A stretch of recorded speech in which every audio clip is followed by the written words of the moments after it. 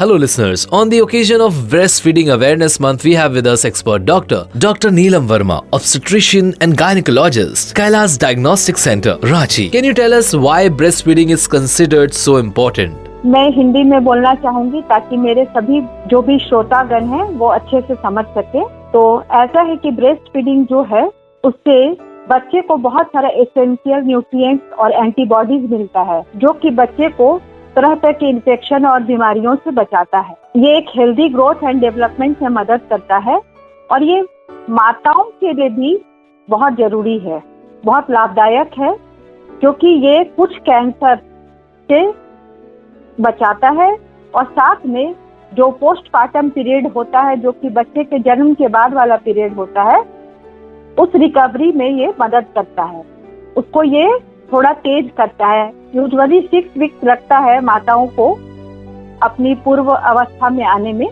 तो इस ड्यूरेशन को ये और कम करता है। ब्रेस्ट फीडिंग जो है वो माँ और बच्चे दोनों के बीच में बहुत ही स्ट्रॉन्ग इमोशनल बॉन्ड बनाता है। जैसा कि आप सभी जानते हैं कि ऑक्सीटोसिन एक हार्मोन है और ब्रेस्ट फीडिंग से ये ज्यादा रिलीज होता है। ऑक्सीटोसिन को हम लोग लव हार्मोन भी बोलते हैं। ये मैटरनल बॉन्डिंग और माँ का अपने बच्चे के प्रति जो प्यार और अटैचमेंट, जो संबंध प्रगाढ़ होता है, उसमें बहुत मदद करता है। ऐसे भी जब माताएं अपने बच्चों को स्तनपान कराती हैं तो उनके बच्चों के बीच में जो फिजिकल कांटेक्ट होता है, जो त्वचा से त्वचा का कांटेक्ट होता है, तो उससे एक बच्चे में सेंस ऑफ सिक्योरिटी आता है और कंफर्ट आता है।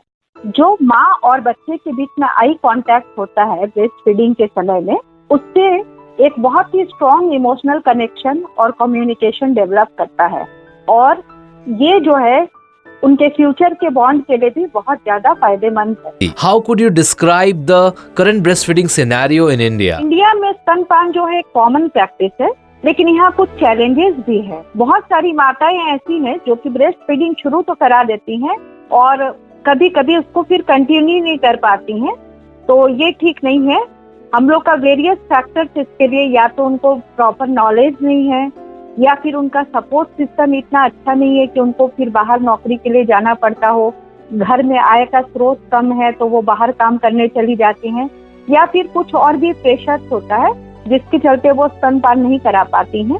तो ये चैलेंजेस है, लेकिन जब माताएं इसका इम्पोर्टेंस समझ जाएंगी तो वो जरूर अच्छे से स्तनपान कराएंगी। What are some of the major challenges that mothers face and how can they be addressed? ज्यादातर केसेस में हम लोग देखते हैं ना कि मदर का जो मिल्क होता है वो इनसफिशिएंट क्वांटिटी में होता है।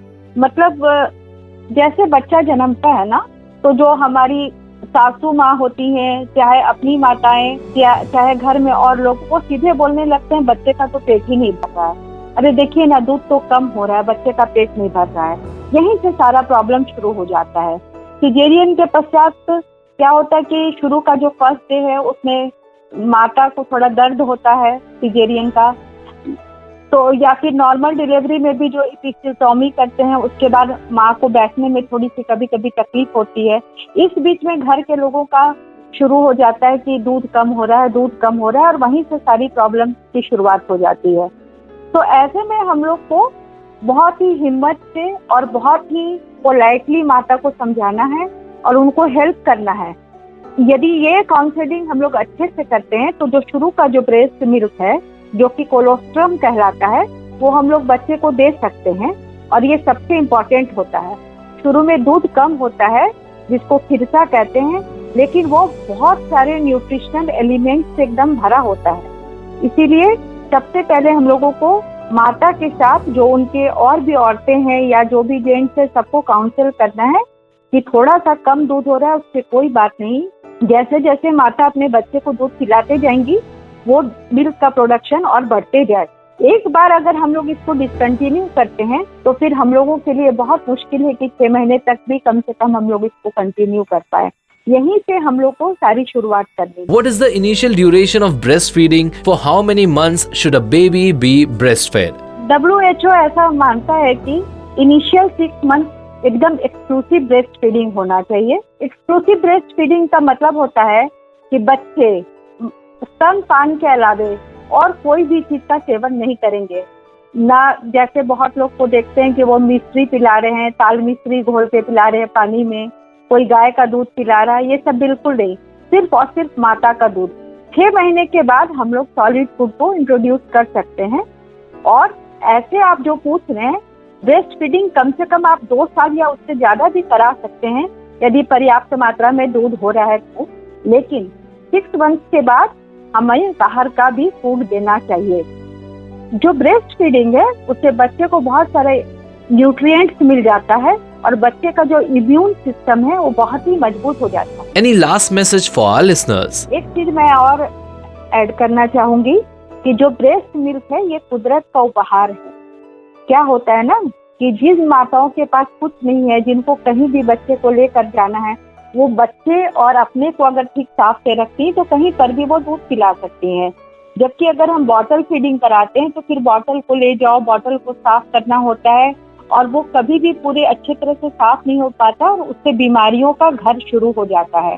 तो ये हमारा फर्स्ट स्टेप है किसी भी बच्चे की इम्यूनिटी डेवलप करने में कि ब्रेस्ट फीडिंग अगर हम प्रॉपरली कराते हैं तो बच्चे को पेट से संबंधित कोई भी समस्या और किसी भी तरह का इन्फेक्शन नहीं होगा और एक स्वस्थ माता और एक स्वस्थ बच्चे का विकास होगा। Thank you very much. Thank you so much, doctor, for your time.